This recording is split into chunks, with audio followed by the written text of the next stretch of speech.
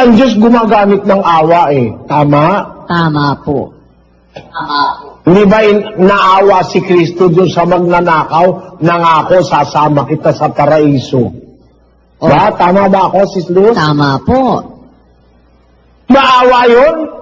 Oh, Eh kung di awa yun, wala namang ginawa yung, nagawa ba yung magnanakaw na yun? Eh ikaw, dumalo ka sa pagkakatipon, 50 taon.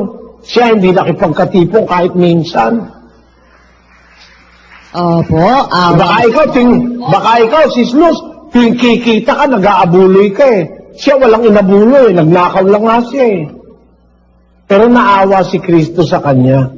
Oh. Nakita yung puso niya, nagmamakaawa siya.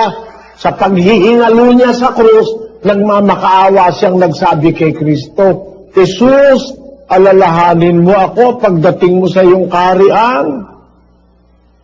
Alam mo ba, Sis Luz, ba't ko sinabi, naghihingalo na siya riyan? Bakit po? Eh kasi nauna silang mamatay kaysa kay Kristo. Naunang mamatay si Kristo kaysa sa kanila.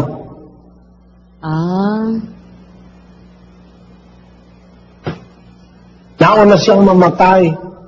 Naghihingalo na si Kristo. Sinabi niya yan. Jesus, maawa, alalahanin mo ako pagdating mo sa iyong kaharian. Kaya nga, hindi na nga inumog si Kristo dahil inumog pa sila, binalian pa sila ng hita para mamatay na rin yung dalawang magnanakaw. Pero si Kristo, nung uumugi na, hindi na inumog kasi nakita nung mga sundalo, patay na si Jesus. Naganap ngayon yung kasulatan na hindi siya mababali kahit isang buto sa kanya. Pero yung magnanakaw, inumog yun. Nakakita ng awa yung magnanakaw na isa.